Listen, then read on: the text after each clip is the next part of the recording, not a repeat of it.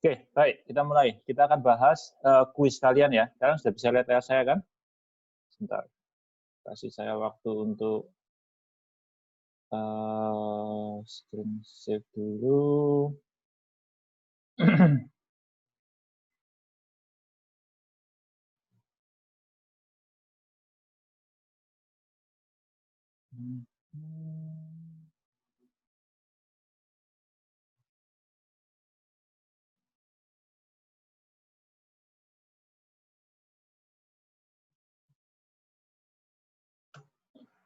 Baik, saya nyalakan chat room ya, supaya kalau kalian perlu tanya, kalau nggak mau langsung ngomong bisa lihat bisa langsung ketik di chat room. Cuman kalau misalnya ada pertanyaan langsung bisa tulis jawabannya di sini langsung, nggak masalah. Kita database pakai MySQL Workbench. Langsung MySQL Workbench saja ya, nggak usah Excel kan. Nanti kalau misalnya perlu untuk data-data, kita baru buka Excel. Oke, kita baca dulu soalnya. Sistem reservasi kereta api. Tujuan dari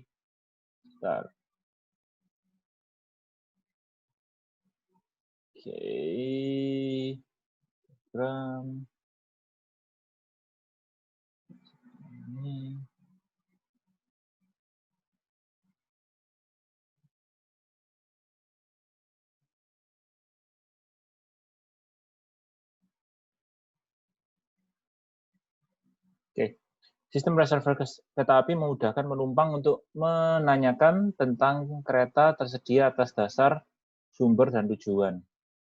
Pemesanan dan pembatalan tiket, menanyakan status tiket yang pesan, dan lain-lain. Oke. Tujuan studi kasus ini untuk merancang dan mengembangkan database yang yang menyimpan catatan kereta api yang berbeda, status kereta api, dan penumpang. Oke. Ini kayaknya cuma pembukaan aja, tidak perlu kita khawatirkan. Nah, kita mulai dari deskripsi. Perusahaan memiliki jadwal kereta api. Perusahaan memiliki jadwal kereta api. Oke. Dari satu kalimat itu kita berhenti dulu di sana. Kata benda di sini adalah perusahaan dan jadwal kereta api. Perusahaan itu cuma ada satu, ya kan? Perusahaan kereta api cuma satu, sehingga kita tidak perlu membuat sebuah tabel kalau isinya cuma datanya nanti cuma satu. Jadi kita biarkan ini perusahaan ini ya. Kemudian di sini daftar jadwal kereta api. Berarti jadwal kereta api ini ada banyak, ya kan? Jadwal kereta api ini ada banyak. Berarti kita pasti perlu entity jadwal. Berarti kita perlu entity jadwal. Oke, kita bikin dulu aja jadwal. Jadwal kereta api ya. Kita boleh kasih nama jadwal kereta api atau jadwal KA atau jadwal aja terserah. Katakanlah kita kasih nama lengkap kereta api. Oke, kita masih belum tahu isinya apa. Kita lihat dulu kalimat selanjutnya. Di mana setiap kereta memiliki jadwal berangkat dan asal dan tujuan. Oke. Jadwal kereta api ini berarti terrelasi dengan kereta. Oke, kita lihat di sini di tabelnya ada, ini adalah tabel jadwal kereta api. Di tabel jadwal kereta api ini ada kereta. Keretanya ada banyak nih kan, ada macam-macam. Ketika kita bikin jadwal kereta api ini, sepertinya kita tidak bisa mengharapkan user untuk ngetik manual ya. Kalau ketik manual nanti bisa salah tuh. Oke, bisa salah input dan seterusnya. Sehingga pasti kita perlu daftar kereta, ya kan? Daftar kereta. Berarti kita perlu entity ya, entity untuk kereta api.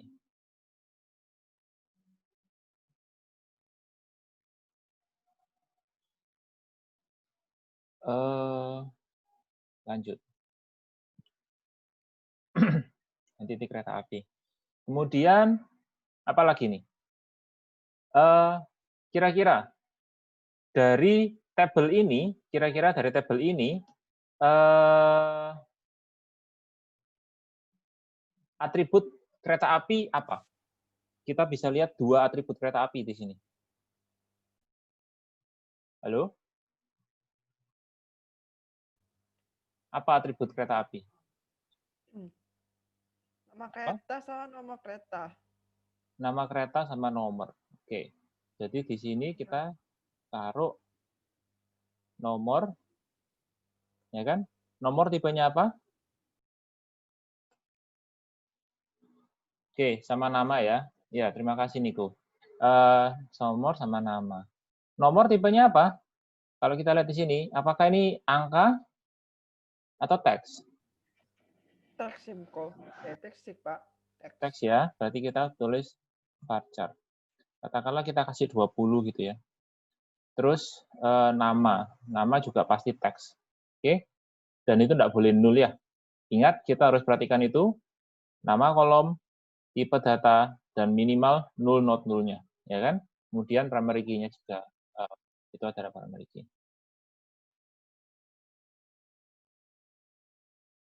Oke.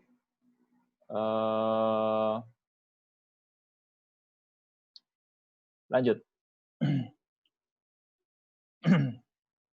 Kemudian itu sudah ya. Nah, kita lanjut dulu deh, kita selesaikan paragrafnya.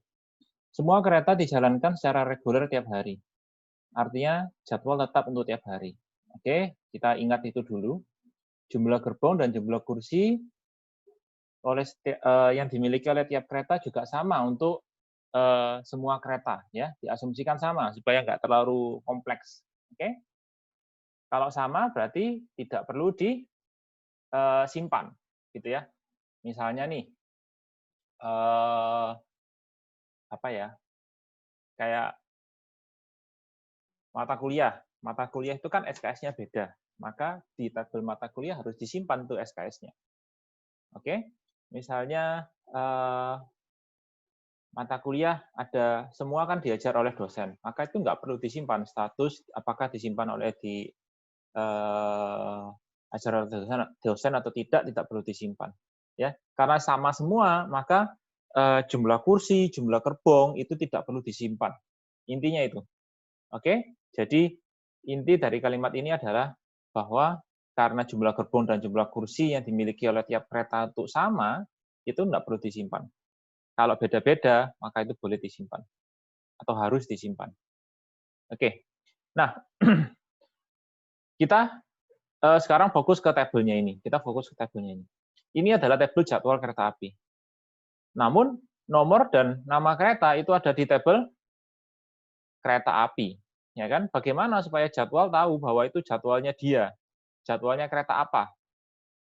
Ya kan tabel ini kan masih kosong nih, atau tabel atau entity jadwal kereta api ini. Bagaimana caranya supaya tabel jadwal kereta api ini bisa ada isinya atau bisa tahu ini jadwal untuk kereta apa?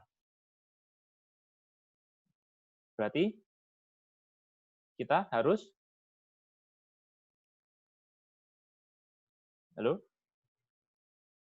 relasi, Pak. Harus kita relasikan. Berarti kita punya relasi antara kereta api dengan jadwal kereta api. Satu kereta api apakah bisa memiliki banyak jadwal?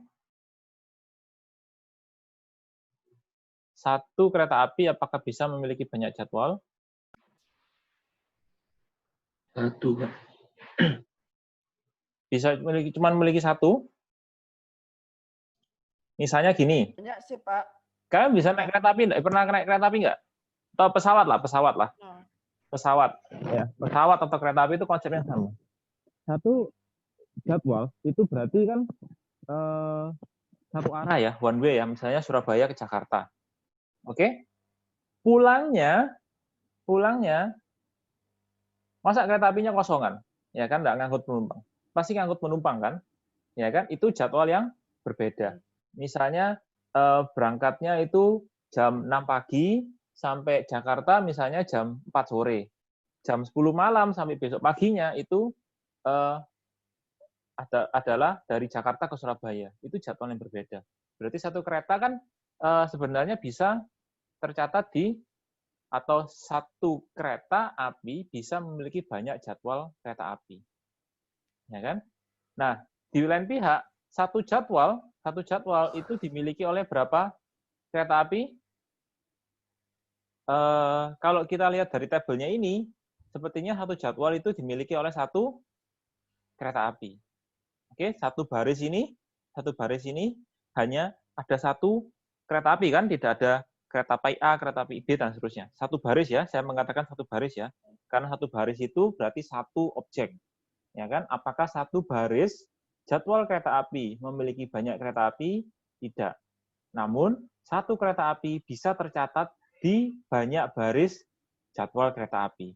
Ya, dari situ kita bisa mengetahui bahwa itu relasinya adalah 1N. Ya, one to many.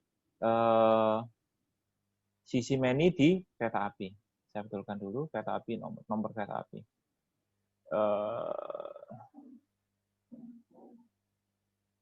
Nomor kereta api. Good. Nah, lanjut. Kemudian ada asal dan tujuan. Asal dan tujuan itu apa? Ini kira-kira apa ini? Kalau kita lihat. Apakah kita harus nanti input manual atau harusnya ada daftar nih, daftar asal dan tujuan? Ada daftar sih, Pak. Daftar asal dan tujuan.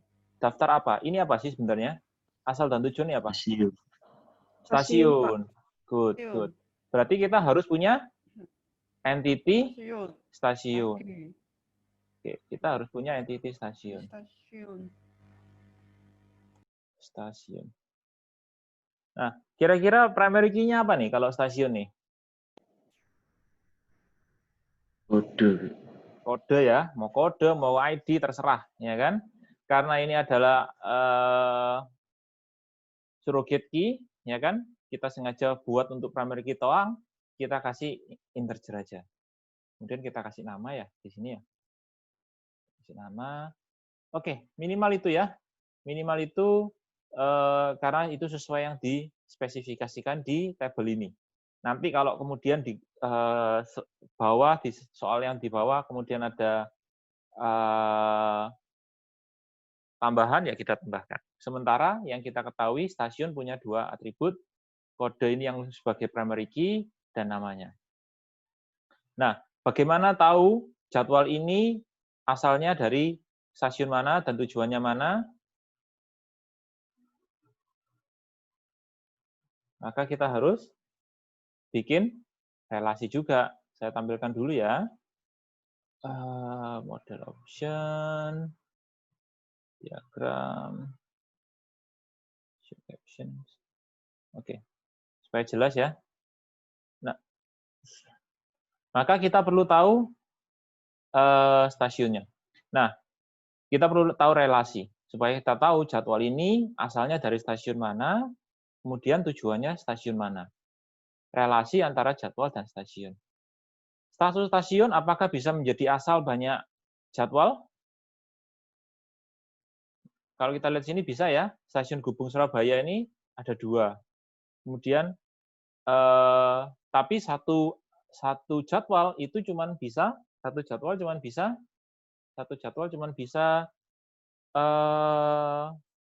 memiliki satu asal stasiun, ya kan?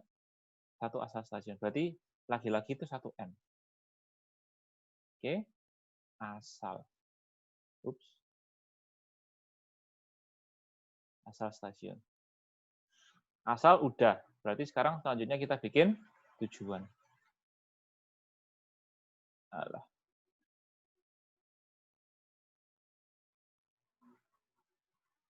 Ini adalah tujuan.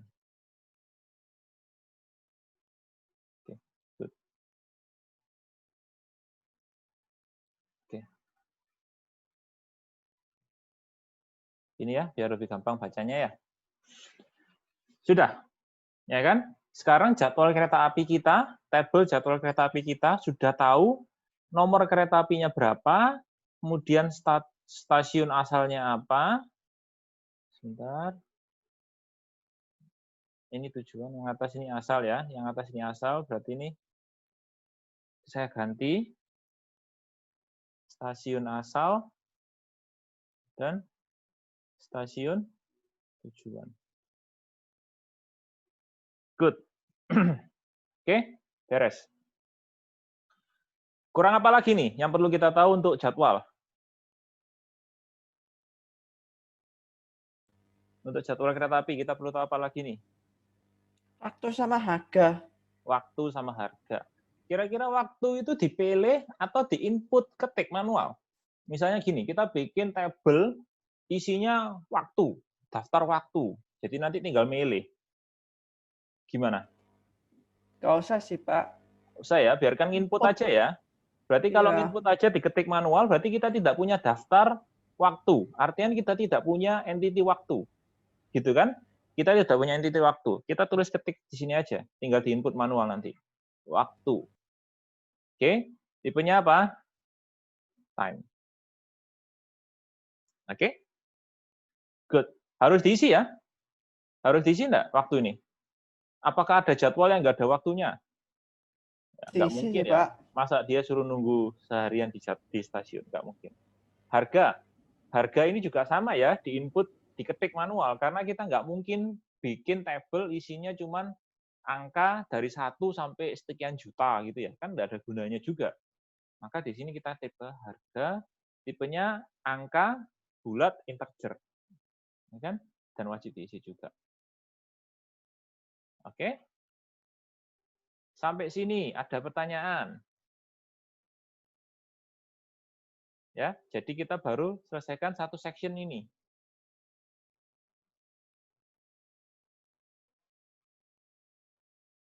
Bentar.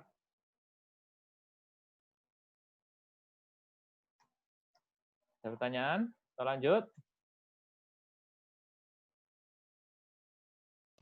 Lanjut ya. Pak, kalau asumsinya cuma one to one gimana ya, Pak?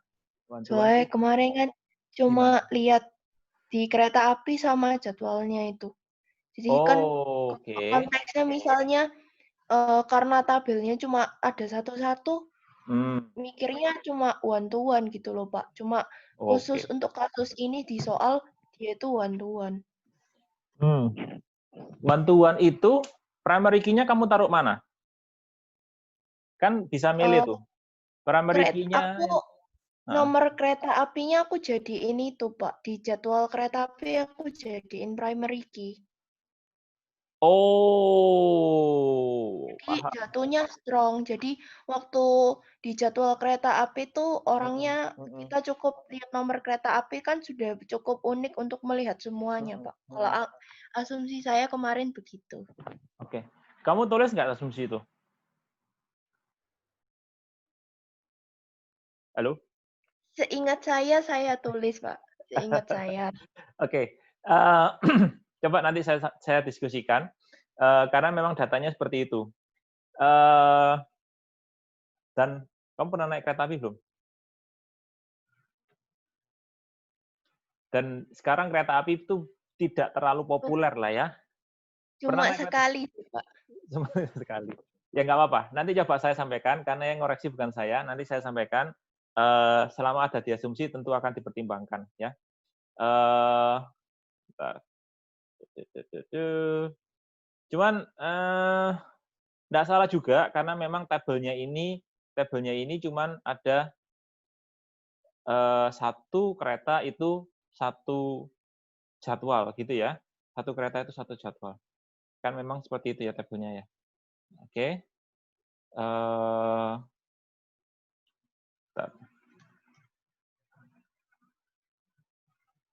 Oke. Ada pertanyaan lain sebelum kita lanjut? Nah, dipikirkan juga ini ya. Loh, saya kok buka ini. Sekarang kita pikirkan juga primary key. Ya kan, sebelum lupa nih. Kan udah beres ya jadwal kereta api ya. Nah, dipikirkan juga primary key-nya apa ya enaknya ya? Enaknya primary key-nya apa ini? Untuk jadwal kereta api. Ini kan udah ada primary key-nya, ini primary key-nya. Apakah kita mau bikin surrogate key, dalam artian kita buat kolom baru khusus untuk jadi primary key, atau ada yang bisa jadi natural key nih di sini?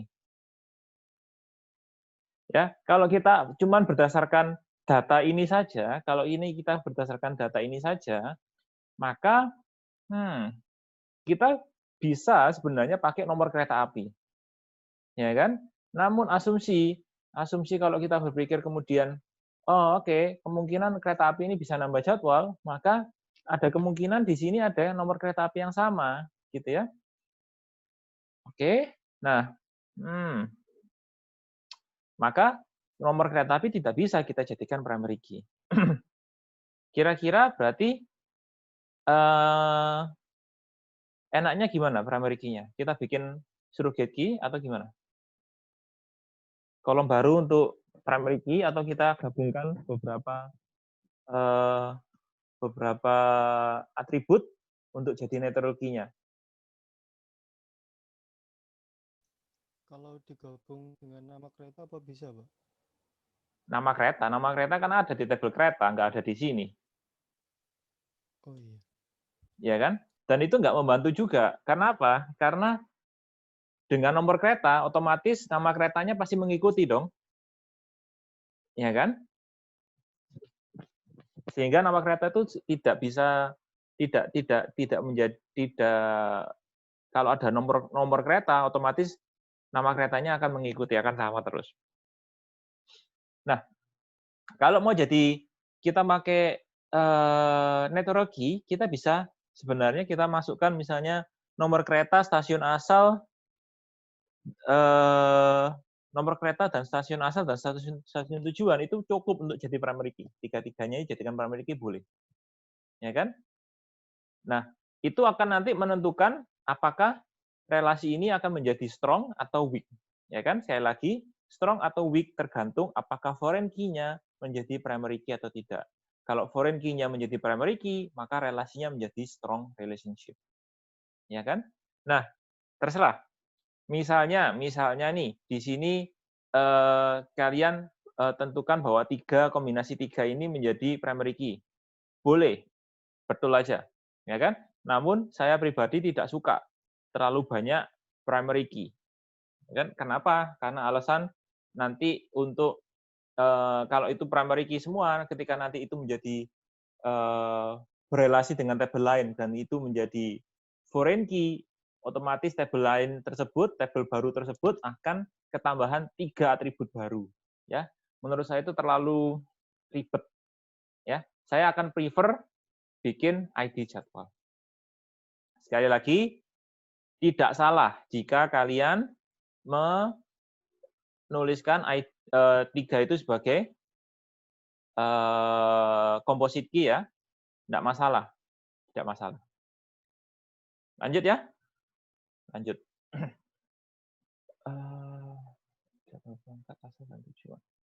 Oke.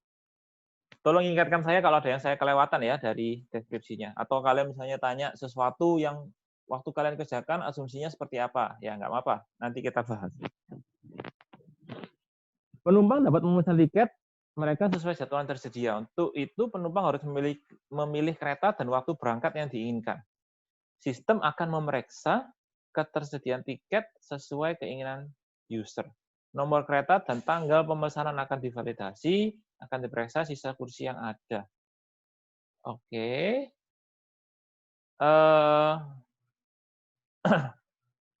Jika user sudah memilih, tiket dipesan dengan konfirmasi dan ID tiket yang dibuat yang disimpan bersama dengan detail penumpang lainnya. Oke. Contoh.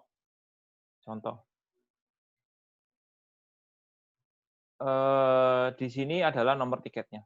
Kira-kira kalau dari sini ada yang disimpan nggak? Ada yang perlu disimpan nggak dari paragraf ini?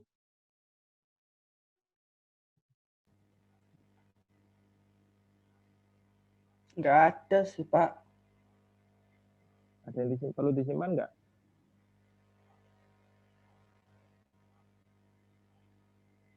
Kira-kira kan di sini kalau Ada sih, Pak. ada sesuatu yang tersembunyi, bukan tersembunyi ya, implisit. Sekarang gini, bagaimana sistem bisa tahu berapa tiket yang tersedia? Bagaimana sistem bisa tahu ada berapa tiket tersedia? Ada berapa yang sudah terpesan? Ada berapa yang sudah ada berapa yang sudah habis? Ya, karena di sini bilang sebentar ya. Sebentar.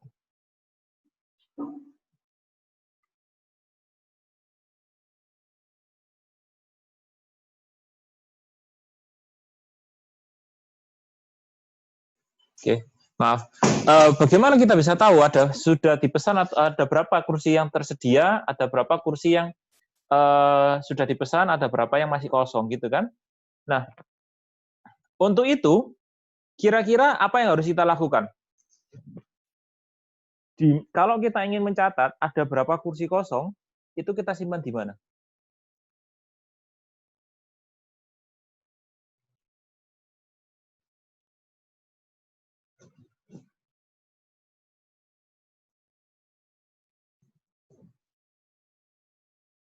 Kita simpan di mana?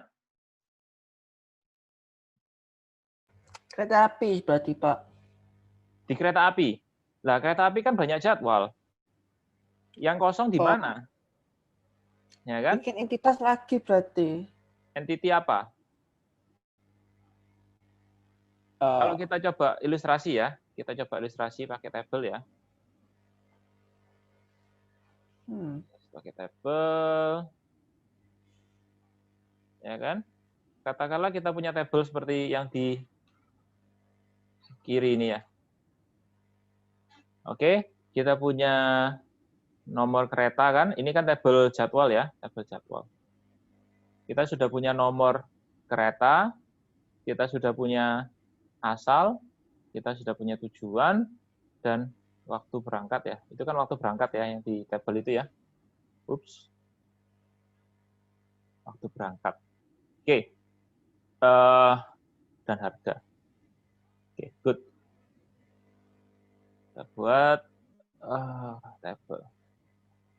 Oke.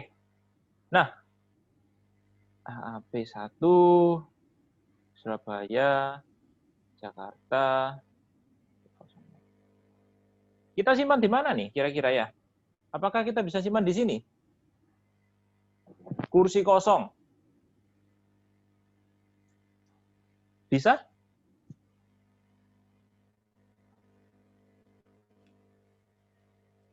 Bisa nggak kita simpan di sini kursi kosongnya? Ketika ada orang yang pesan. Bisa sih, Pak. Bisa enggak? Dipikir dulu. Ayo. Kita lihat.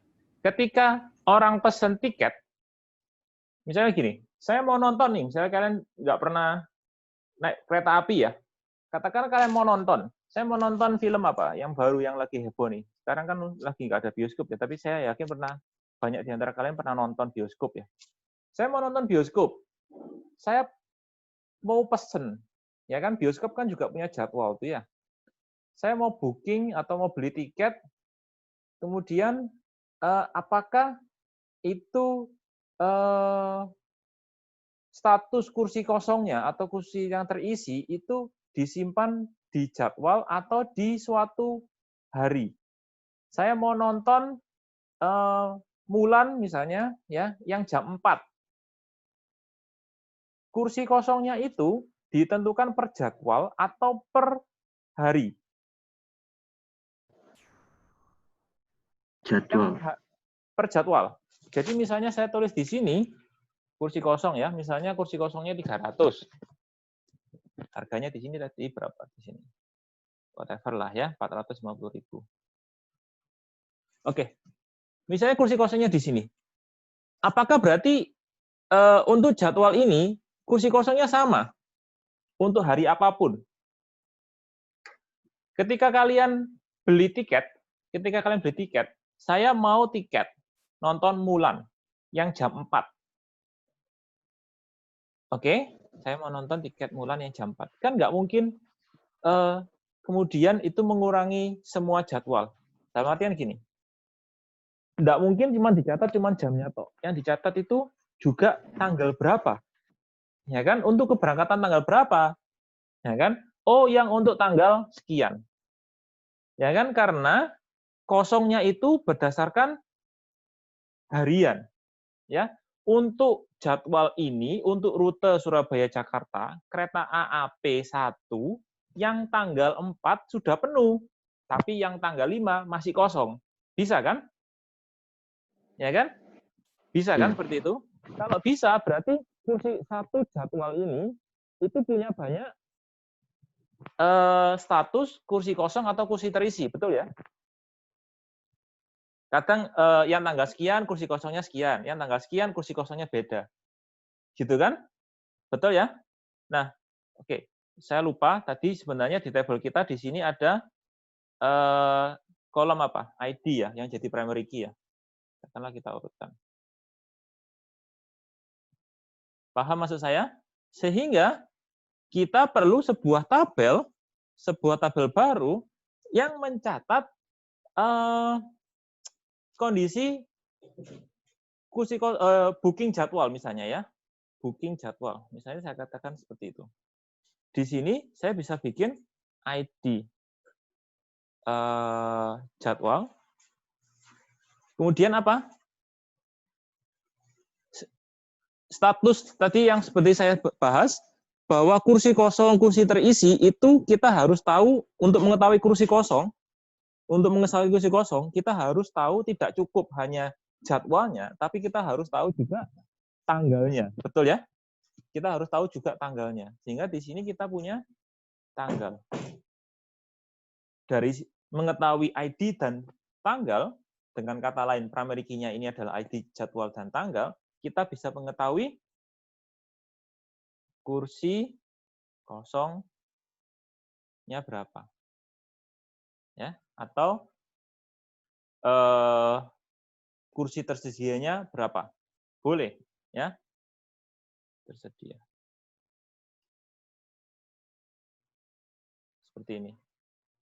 Paham?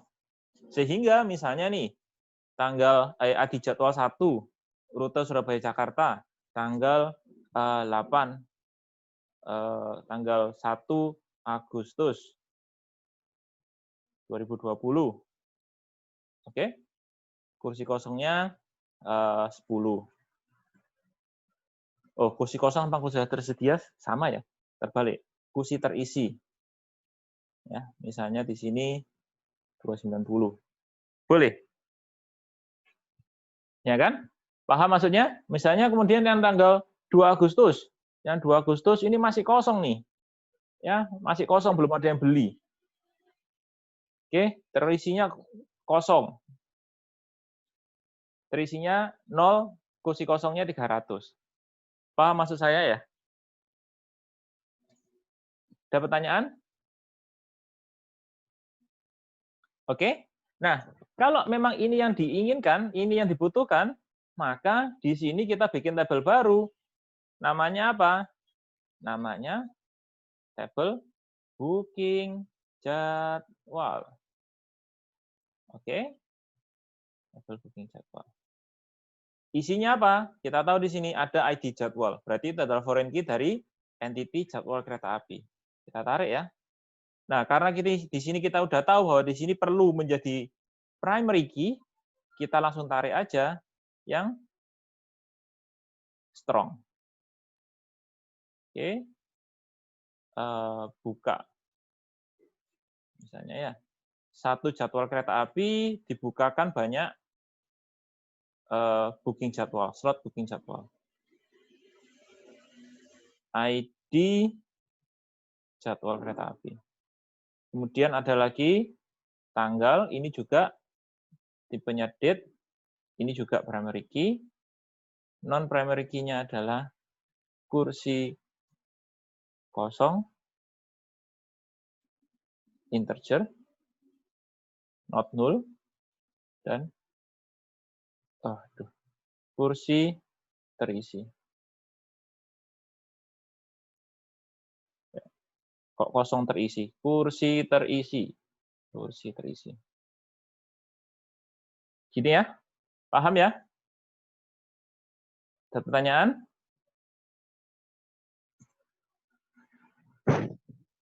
Oke. Nah, lanjut.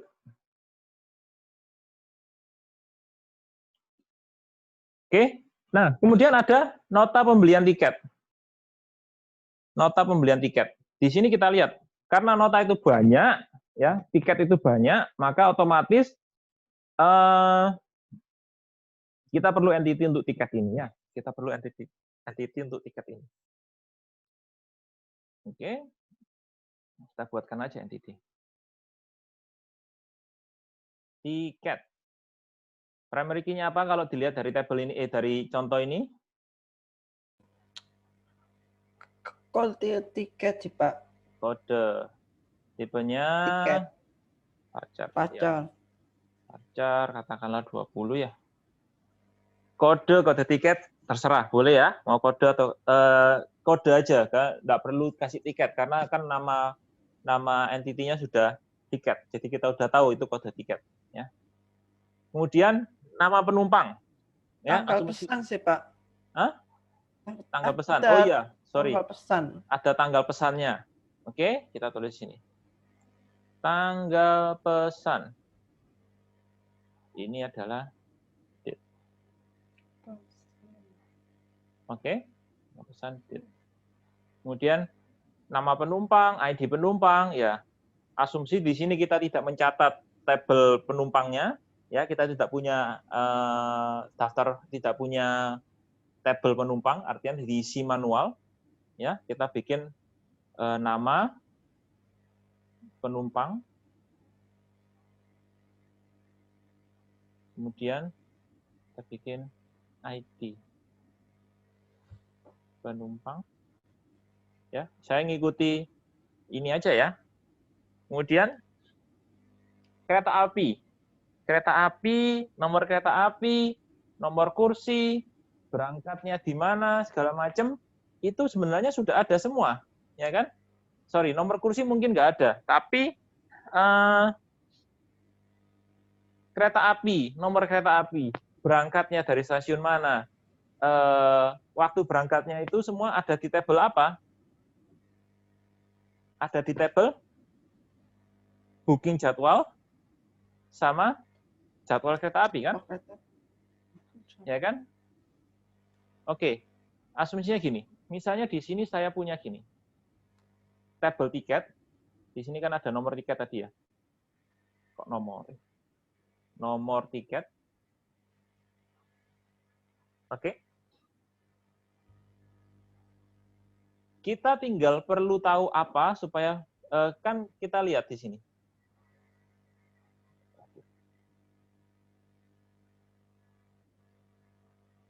Kita lihat di sini bahwa nama kereta api itu ada di tabel kereta api, ya kan? Kemudian waktu asal stasiun berangkat, asal tujuan, kemudian waktu berangkat itu sudah ada juga di tabel jadwal. Kemudian tanggal itu ada di tabel booking jadwal. Sehingga kalau kita tahu ID jadwal dan tanggal keberangkatannya, tanggal berangkatnya, berangkat misalnya ya. Apakah kita bisa tahu, misalnya saya tulis di sini, 1 Agustus. Apakah kemudian saya bisa tahu ini tiket misalnya nomor A1 atau T1, tiket nomor T1 ini asalnya dari mana? Asal stasiunnya? Bisa, ya kan? Karena dari dua ini kita bisa tahu, ya kan? Dari dua ini kita bisa tahu bahwa ID jadwal 1 itu untuk nomor kereta AAP1 asal Surabaya, tujuan Jakarta, jam berangkatnya adalah jam 6. Oke? Jam berangkatnya adalah 6. Kemudian dengan mengetahui ID jadwal dan tanggal berangkat, kita bisa tahu juga apakah ada kursi kosong atau tidak. Gitu kan? Karena bisa jadi di sini kan bisa diperiksa kursinya tersedia atau tidak ketika kalau dia pesen untuk jadwal nomor 1 tanggal 1 Agustus. Ya. Jadi kita perlu tahu dua informasi ini untuk mengetahui juga kursi kosongnya ada enggak atau masih ada kursi yang tersisa, gitu kan? Otomatis artinya apa? Artinya kita bikin relasi atau tiket memiliki relasi dengan tabel apa? Booking jadwal. Betul, dengan tabel booking jadwal. Ya, kita bikin relasi di situ. Week. Kenapa week? Karena tidak perlu jadi primary key. Kita sudah punya primary key kode di sini ya. Oke, catat. Satu tiket itu untuk satu booking jadwal. Ya kan? Satu tiket untuk satu booking jadwal. Kita lihat di sini. Oke. Di jadwal kereta api. Kemudian jadwal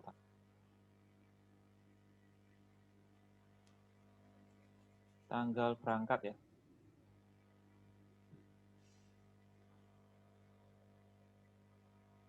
Oke. Ini dua ini adalah foreign key-nya ya, dari tabel booking jadwal. Jadi dengan mengetahui ID jadwal dan tanggal, kita bisa tahu kursi kosongnya dan tahu kursi terisinya. Kalau kita tahu booking jadwalnya, kita akan tahu jadwal kereta apinya, termasuk jam berangkat dan jam pulang. Oh, jam pulang kita ternyata belum tahu ya. Ya, kita tambahkan aja di jadwal kereta api. Ini waktu berangkat, waktu pulang.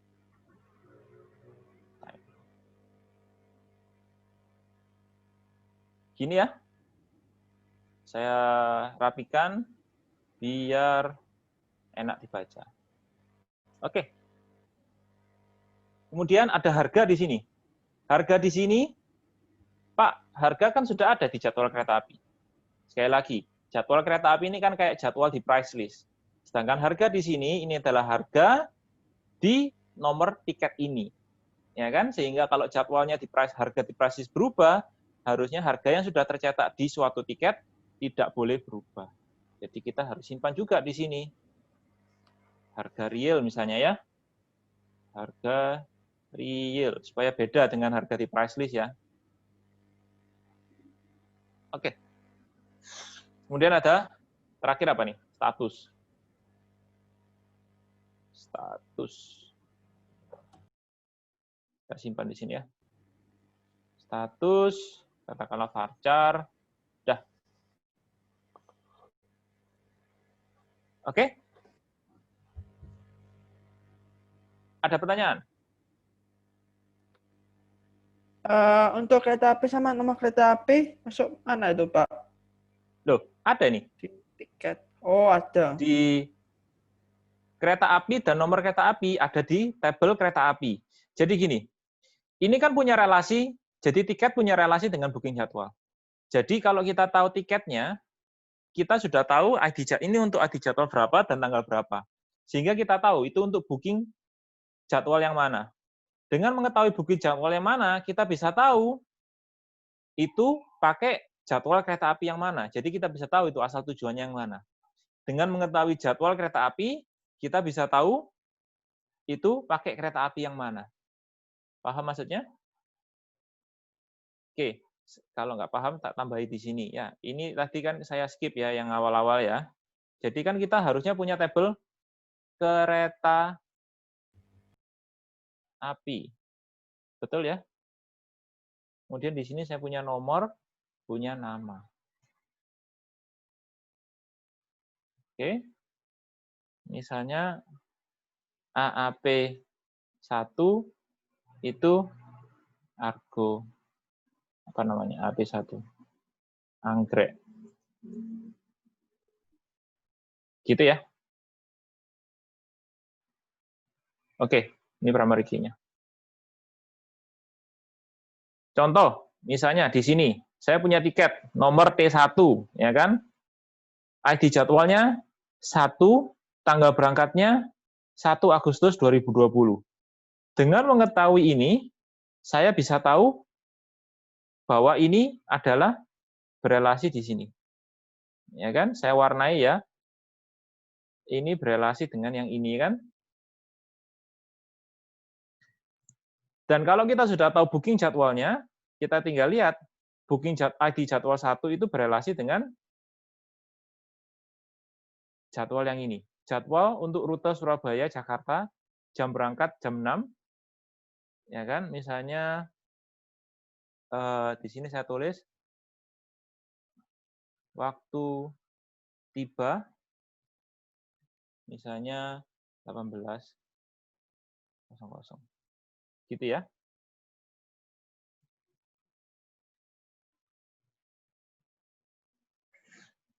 Dengan mengetahui ID jadwal 1, kita bisa tahu nomor keretanya adalah nomor kereta AAP1.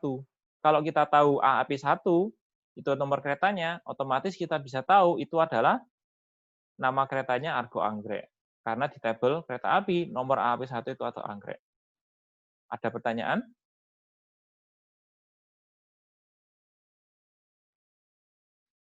Oke, lanjut ya. Tidak sih, Pak. Lanjut aja, Pak.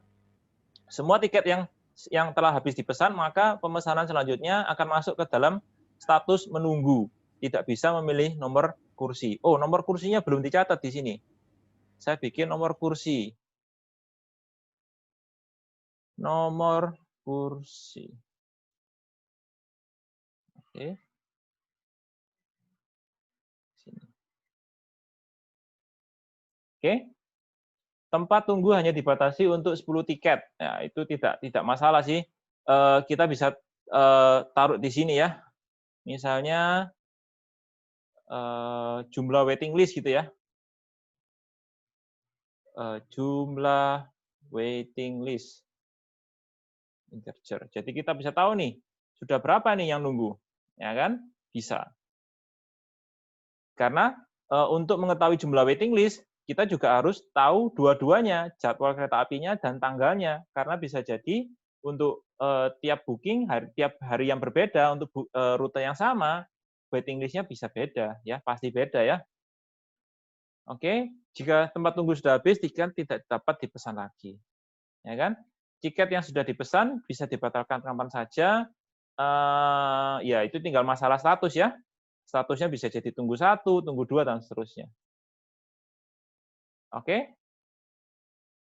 Nah, di sini kita yang penting kalian tuliskan asumsinya, ya kan? Asumsinya seperti apa? Ada pertanyaan. Ini untuk kuis yang kemarin, jawaban kuis kemarin. Pak, mau nanya. Ya. Yang bagian tiket tunggu itu kan nggak ada nomor kursinya. Betul. Nggak Oh, ditulis. betul. Berarti nggak harus Arti diisi kan? nggak harus diisi. Betul. Ya, Iya. maaf, kesalahan saya. Jadi ini boleh nul ya. Karena kalau dia statusnya waiting list, nomor kursinya belum ada, Pak. Betul, itu betul sekali. Ya, harusnya boleh nul. Pak Jimmy, boleh nggak nih? Boleh nggak nih? Misalnya asumsi, saya nggak pakai entity booking jadwal, asumsinya saya generate tiketnya kosongan, ya kan? Saya bikin tiket kosongan. Nanti kalau ada yang mau pesan tiket, maka baru diisi namanya. Boleh saja. Tahu maksudnya? Jadi saya seolah ya nggak pakai booking jadwal, tapi saya bikin tiket banyak. Ya, misalnya kapasitasnya 300. Maka untuk tiap hari saya bikin keluarkan tiket kosongan 300. Nanti kalau ada yang beli baru saya isi tuh namanya siapa dan sebagainya. Termasuk saya bikin 10 untuk waiting list. Ya kan? Nanti tinggal diganti statusnya. Boleh. Aneh. Bukan aneh. Selama kalian tuliskan di asumsi, boleh. Ya.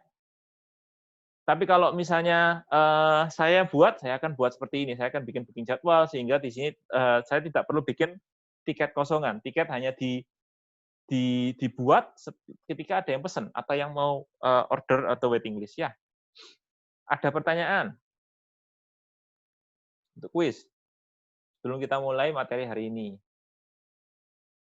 Materi hari ini sangat gampang kok.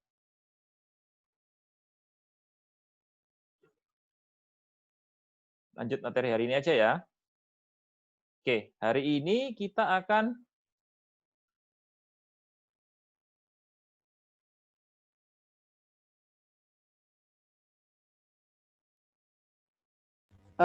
Pak. ya. Itu tadi ini videonya dimatiin tadi itu Pak, videonya. Enggak. Oh, video saya yang dimatiin supaya nanti filenya yang saya upload nggak terlalu besar. Tapi kalian bisa lihat layar saya kan? Bisa. Ya udah. Oke. Hari ini, mulai hari ini dan ke depan kita sudah tidak akan bikin IR, ya kan? Kesulitan IR itu adalah karena itu desain untuk satu case yang sama, untuk satu skenario yang sama bisa jadi desainnya beda dan itu nggak apa-apa, bisa jadi sama-sama benar ya, tidak ada masalah. Nah, untuk query, nah itu lebih fix, lebih apa ya? Lebih pasti ya, lebih pasti. Dan enaknya query ini adalah kalian bisa coba-coba sehingga kalian tahu apakah itu query-nya jalan, query-nya itu betul atau salah. Ya kan, beda dengan IR. IR itu seringkali kita kesulitan. Ini udah betul atau tidak, ya kan? Validasinya itu ya harus butuh banyak mencoba, ya, banyak pengalaman. Oke, enggak apa-apa. Kita mulai aja. Database. Database. Misalnya kita punya table nih ya. Misalnya kita punya table. Kita punya table departemen misalnya. Departemen atau jurusan. Dan nama universitas atau nama fakultas. Maka kita bisa menambahkan data dengan perintah insert into. Ingat, dalam database perintah SQL itu cuma ada 4. Untuk nambah data, untuk ubah data, untuk hapus data, dan untuk mencari data. Ya, untuk menambah data yang pertama kali adalah insert into. Jadi contoh, kita pakai Excel nih ya. Misalnya saya punya tabel mahasiswa. Tabel mahasiswa, kolomnya 2, NRP dan nama. Oke. Maka perintah SQL-nya, perintah SQL untuk menambahkan data di tabel ini, saya pakai MySQL Workbench saja langsung ya.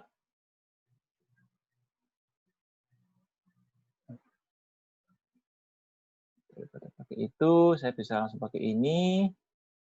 Misalnya saya bikin tab database baru. Oke, saya jelaskan dari awal ya. Saya jelaskan dari awal untuk interface-nya MySQL Workbench. Bagaimana kita bisa membuat database baru. Jadi kalau kalian sudah install MySQL dan install MySQL Workbench, kalian bisa connect ke localhost kalian. Selama kalian tidak lupa password-nya. Oke? Di kiri ini, tab skema, ini adalah daftar database. Satu server bisa punya banyak database. Katakanlah saya mau buat database baru untuk perkuliahan ini. Ya, database istilahnya di sini adalah skema. Jadi kita bikin database baru. Kita bikin create skema. Misalnya kelas database. Ya kan? Kelas database. Oke. Collection-nya ini good to know. Kalian kalau pengen tahu apa ini, kalian bisa Google apa itu collection, ya kan? Sementara terima aja apa adanya. Klik apply, cancel, successfully, nggak masalah. Oke, biarkan aja. Kemudian kalau kita refresh di sini, kita lihat di sini ada, sudah muncul ya, database kelas DB. Ya, ini database kelas DB. Kalau kita mau bekerja dengan database ini, kalian right click dan pilih set as default schema. Ya, kalau itu sudah menjadi default, artinya kita bisa bekerja dengan ini, maka nama database tersebut akan di bold. Ya, ini jadi tebel ya. Yang lainnya kan tidak tebel. Berarti yang aktif saat ini adalah yang kelas DB. Oke. Saya tutupi dulu ini semua, saya nggak perlu. Oke. Nah, bikin lembar SQL baru di sini. Bikin lembar SQL baru. Alright. Nah, katakanlah kalau misalnya database ini kan kita masih baru buat ya, kan masih kosong. dalam sebuah database bisa punya banyak tabel. Karena masih kosong, kita bikin dulu nih tabelnya. Cara bikin tabel gimana?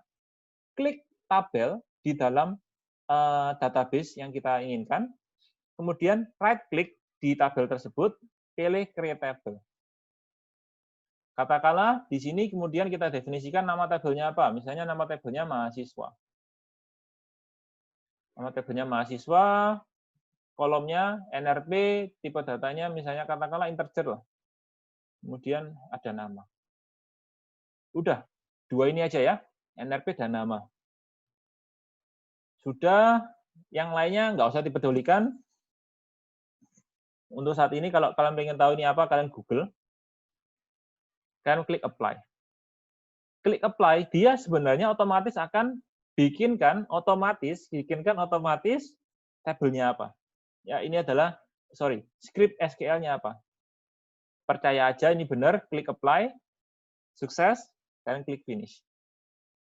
Kalau kita lihat di panel kita udah muncul nih tabel mahasiswa. Ya kan? Tapi karena tabel mahasiswa ini baru kita buat, otomatis datanya tidak ada data sama sekali. Ya kan? Datanya kosongan.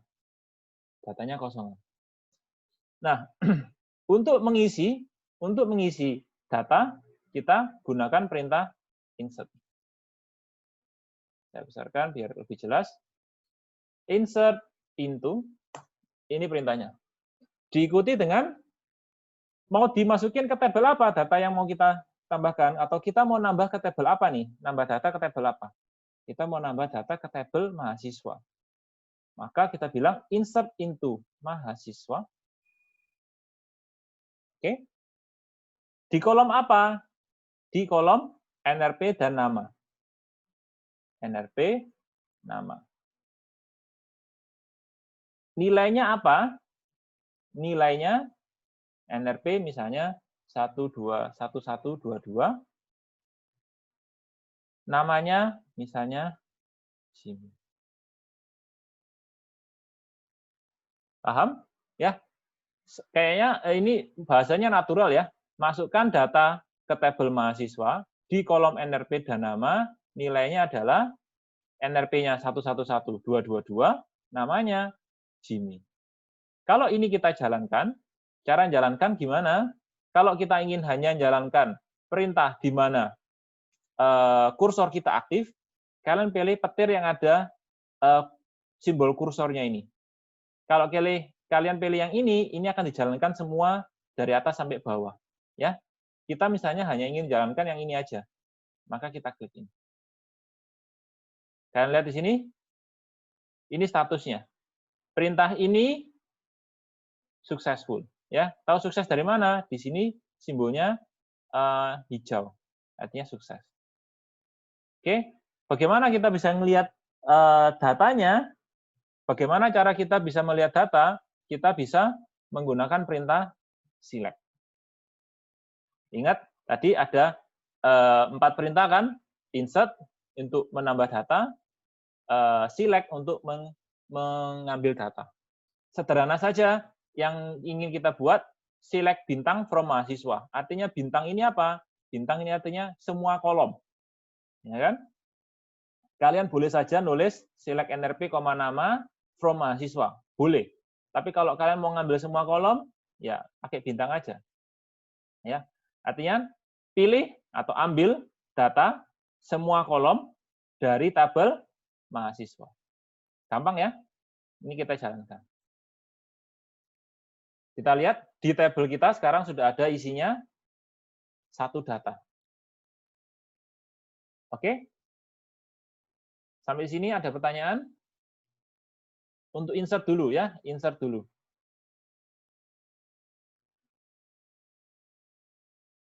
Tidak perlu ini. Oke, lanjut. Nah, hal-hal yang harus diperhatikan pada saat menambah data adalah tipe data. Oke, jika tipe datanya tidak sama, misalnya ada tipe datanya adalah misalnya integer, kalian kasih teks ya error, nanti pasti akan error. Kemudian pastikan kalau kolom-kolomnya itu tidak boleh dikosongi, ya jangan dikosongi. Kalau misalnya not null kemudian kalian kosongi akan error. Oke? Contoh. Kalau kita lihat di sini, ini contohnya mungkin tabelnya tidak ada ya. Misalnya, kita buat ini. Misalnya di sini. Misalnya, tabel mahasiswa kita kan seperti ini ya. Tabel mahasiswa kita seperti ini. Misalnya saya hanya ngisi namanya doang. Ya kan? Sorry, NRP-nya doang. Namanya nggak saya isi. Oke, namanya nggak saya isi, NRP-nya doang. Saya kasih NRP yang berbeda. Kalau ini saya jalankan, dia akan error. Dia bilang gini, field nama doesn't have a default value. Nggak boleh dikosongi itu nama ya, karena nama itu wajib diisi. Kita lihat di struktur tabelnya, nama itu tidak boleh null. Sehingga ini nama tidak boleh dikosongi. Kalau kita ingin nambah data mahasiswa, maka NRP dan nama dua-duanya harus ada isinya. Paham ya? Oke, contoh lain. Misalnya, oke, data kita sekarang sudah seperti ini. Kalau ini saya jalankan lagi, kira-kira bisa jalan atau enggak? Kan ada nih, NRP sama namanya ada semua ya. Ya, saya masukkan NRP dan namanya. Ini saya jalankan lagi, saya tambahkan lagi tabel ke tabel mahasiswa, data NRP 111222 untuk nama Jimmy. Boleh enggak ini saya jalankan lagi? Boleh sih, Pak. Boleh? Yang lainnya? Boleh? Bisa? Bisa sih, bisa. Pak. Nggak bisa kenapa? NRP-nya sama. NRP-nya sama, Iya, betul. sama. Kita lihat di sini, di tabel ini. Primary key-nya ada NRP. Artinya apa? NRP ini harus unik. Ya kan? Kalaupun namanya saya ganti di sini Badu, tapi NRP-nya tetap sama, nggak boleh. Kenapa? Karena NRP 111, 222 itu sudah ada. Ya kan? Sudah ada yang punya. Jadi kalau ini saya jalankan, akan error. Nih, duplicate entry 111, 222 for primary key. Artinya apa? Primary key dengan nilai 111222 ini udah ada. Nggak boleh kita bikin yang sama. Ya? Paham ya?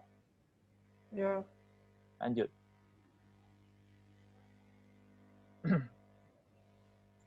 Oke. Ini kalau ini kita asumsi pakai sebentar. Kita lihat di ULS itu contoh data. Nah, sebelum kita lanjutkan, saya akan coba jelaskan studi kasus atau database contoh yang kita gunakan. Kita di sini gunakan database employee. Jadi nanti kalian download ini atau klik ini, kalian kontrol A aja. Kontrol A aja. Ini sudah termasuk belum. Oke. Terus misalnya di kelas DB ini saya bikin SQL baru, kalian paste di query-nya. Oke, ini query yang tadi ya. Terus ini kalian jalankan semua. Kalian jalankan semua, jangan yang aktif saja. Semua. Oke, dia akan create table macam-macam ya. Kalau kita refresh di sini, kita lihat di table kelas DB ini, di kelas database ini, akan muncul table employee, table lokasi, table departemen, dan seterusnya. Dependent, dan seterusnya. Oke? Nah,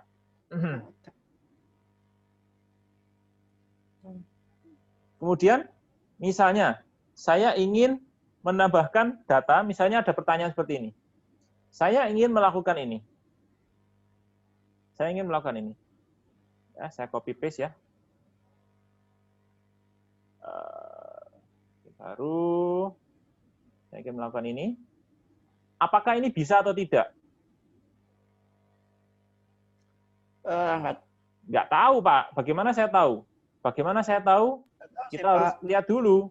Employee ini tabelnya seperti apa? Oke? Employee ini tabelnya seperti ini. Ada SSN, Fname, Midname, Lname, birthdate, dan seterusnya. Oke. Kita lihat yang not null di sini cuman SSN-nya. Oke? Cuman SSN. SSN kan sudah ada diisi. Berarti secara itu tidak ada masalah. Bagaimana dengan datanya? Oke, kalau kita lihat datanya, kalian bisa klik ini aja, tombol table di sebelah nama tabelnya. Employee, kalian bisa klik ini untuk melihat isi tabelnya. Kita lihat apakah SSN 11, 22, 33, 44, 55 sudah ada. Ada nggak? Nggak ada ya? Nggak ada. Kemudian kita lihat lagi. SSN udah beres, Fname udah, midname udah, Chandra udah. Terus kita lagi strukturnya. Kalau ngelihat dari strukturnya, ngelihat dari primary key-nya juga unik, harusnya bisa. Ya, kita coba aja lah, Pak, daripada repot. Ya. Sukses. Berarti jawaban dari pertanyaan ini adalah sukses. Oke? Nah, bentuk lain dari insert. Misalnya, kalian boleh saja tidak perlu ngisi semua field. Ya, saya sudah contohkan kayak contoh ini. Di sini kan tabel employee itu ada banyak nih kolomnya. Ada gender, ada tanggal lahir, ada alamat, ada gaji, dan seterusnya. Kita cuma ngisi SSN, first name, middle name, dan last name-nya aja. Lainnya nggak kita isi. Itu boleh ya. Kemudian kita bisa ngisi semua. Kalau kita mau ngisi semua kolom, kita tidak perlu menuliskan yang ada di dalam kurung. Kita tidak perlu menuliskan nama kolomnya apa. Jadi kita bisa langsung insert into department, values-nya apa. Ya, boleh. Tapi saya tidak rekomen. Yang saya rekomen adalah yang seperti ini. Yang seperti diajarkan di sini. Insert into, diikuti nama tabel, diikuti nama kolom-kolomnya apa, kemudian diikuti dengan nilai-nilainya apa.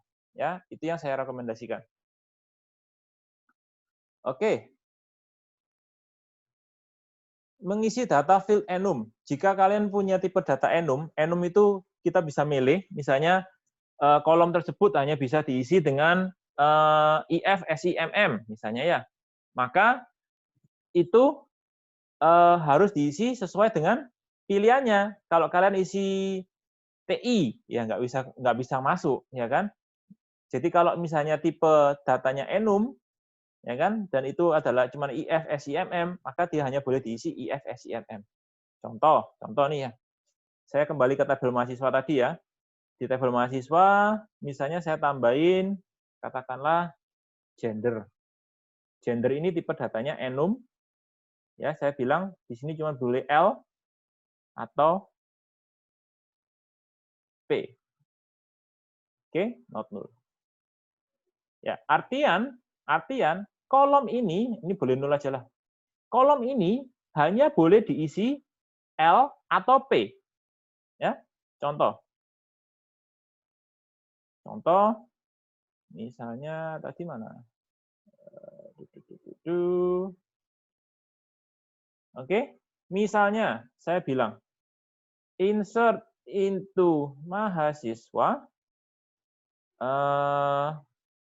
values, ya kan, karena saya nggak pakai nama kolom di sini, saya tidak definisikan nama kolomnya, maka saya harus isi semua kolom.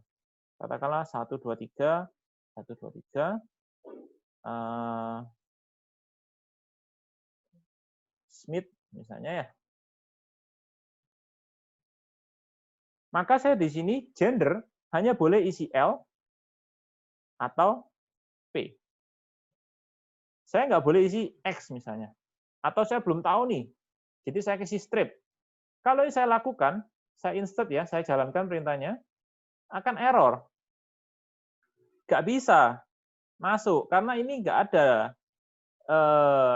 pilihan null ini ya. Kalau kita lihat, antara itu jadi kosong, ya kan? Karena dia nggak ditemukan, atau ditolak kalau misalnya ini kemudian nggak boleh null.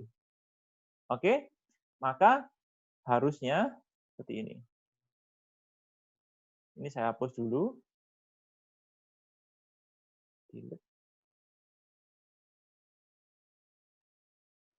Oke. Kalau ini saya jalankan, Kalau L atau P yang kita kasih, itu dia akan masuk dengan sukses. Kita lihat di sini. Insert into sukses. Ya, kalau kita refresh di sini, Smith L masuk.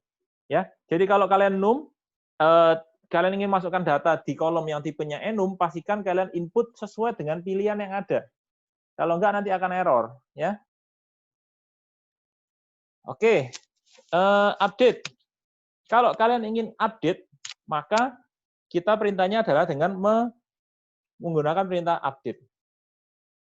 Kita langsung contoh aja. Oke, saya coba tampilkan dulu. Misalnya, Jimmy di sini gendernya belum ditentukan, ya, karena tadi kan gendernya masih kosong ya, belum ada ya. Saya mau ngubah datanya, saya mau ngubah data ini. Nah, maka kita gunakan perintah update. Diikuti dengan tabel apa? Ini tabel apa? Ini tabel mahasiswa. Maka saya bilang update tabel mahasiswa. Saya ingin ngubah kolom apa? Oh, saya ingin ngubah kolom gender. Set gender sama dengan L. Ya kan? Nah, kalau ini saya jalankan seperti ini, tidak salah, tidak error, tapi kalau ini saya jalankan, maka dia akan mengubah semua mahasiswa gendernya jadi L. Lah nanti kalau ada mahasiswa yang ternyata perempuan, bagaimana? Ya nanti ikut terganti, semua jadi laki-laki, ya kan? Kita tidak ingin lakukan itu. Kita tidak ingin lakukan itu. Jadi kalau kalian lakukan perintah update, pastikan kalian menspesifikasikan yang mana yang ingin kalian ganti. Ya. Supaya akurat, kalian selalu spesifikasikan berdasarkan primary key-nya. Jadi saya ingin ngubah yang NRP-nya 111222. Where NRP sama dengan 111222. Ya, jadi di sini bacanya ubah data tabel mahasiswa, set gendernya jadikan L, di mana NRP-nya 11122. Sehingga nanti yang terganti adalah cuman yang NRP-nya 111222. Pak, boleh nggak kalau saya ngubahnya berdasarkan Jimmy? Nama. Where nama sama dengan Jimmy. Ya, boleh saja. Ya kan? Boleh saja. Tapi artinya nanti bisa jadi ada mahasiswa lain yang namanya Jimmy juga. Ya kan? Otomatis ikan terganti semua. Ya kan? Sehingga jangan lakukan itu. Sebisa mungkin ubah berdasarkan primary key-nya. Jadi primary key di sini ada NRP, berarti kita ubah where NRP sama dengan 1222. Sehingga kita yang ubah pasti cuma satu. Nah, ini kalau kita jalankan, ya, terus kita lihat lagi datanya, sudah terubah ya gendernya L. Oke? Kalian coba-coba sendiri dengan data kalian sendiri ya. Kalau misalnya kita ngubah beberapa nilai sekaligus, tidak ada masalah. Dikasih koma aja. Set kolom 1 nilainya apa, koma. Kolom 2 nilainya apa, dan seterusnya. Gitu ya. Ini contoh mengubah data. Nah, hapus. Hapus bisa, misalnya data yang tidak ingin data yang ingin dihapus. Bisa kita gunakan perintah delete. Kita bisa gunakan perintah delete. Misalnya, yang speed ini ternyata salah, saya nggak mau, saya mau hapus nih. Saya gunakan perintah delete. Saya ingin hapus data dari tabel apa? Dari tabel mahasiswa. Delete mahasiswa. Sorry, dari tabel apa? Delete from mahasiswa. Kalau ini saya lakukan, akan terhapus semua. Karena saya hanya bilang delete from mahasiswa. Akan terhapus semua. Kalau saya hanya ingin menghapus Smith, sama seperti update, kita spesifikasikan berdasarkan primary key-nya, supaya nggak terhapus terlalu banyak. Ya kan? Where NRP sama dengan 123, 123. Oke? Kalau ini saya jalankan, maka yang terhapus hanya yang NRP-nya, yang 123, 123. Oke? Nah, yang harus kalian hati-hati di sini adalah kalian ini bekerja sebagai admin. Di sini ya, admin itu artinya full power. Tidak ada undo. Jadi kalau kalian sudah terlanjur hapus, sukses, ya kan? Itu tidak bisa dikembalikan datanya. Hilang. Control Z tidak akan mengembalikan datanya. Sehingga jangan sampai lupa. Oke, jangan sampai lupa atau hati-hati ketika kalian lakukan perintah update atau delete. Karena itu begitu misalnya kalian ganti data semua, ya kan, IP-nya kalian ganti semua, ya itu hilang, tidak bisa dikembalikan. Ya, harus hati-hati karena update dan delete itu tidak bisa di rollback, tidak bisa di undo. Oke, ada pertanyaan untuk insert, update, delete?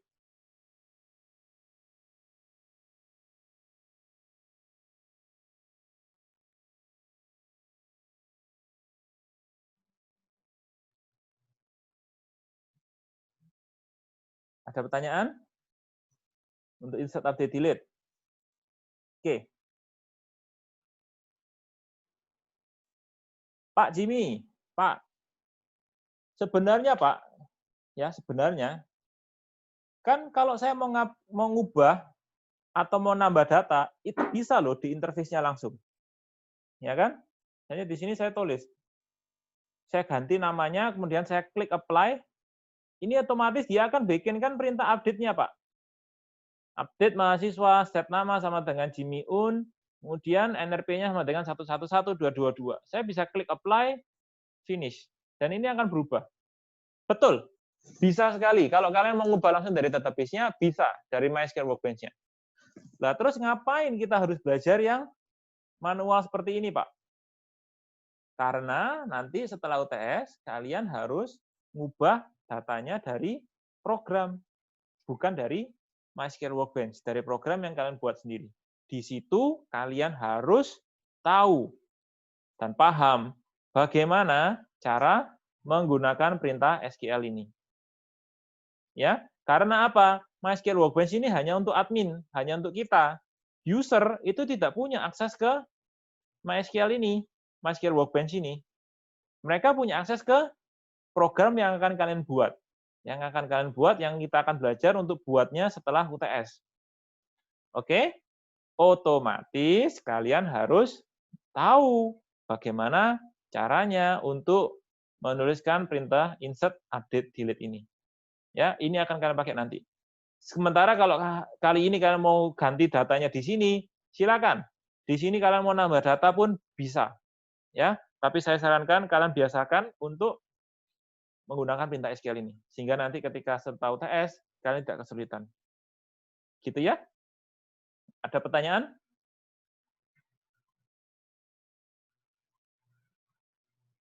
Oke.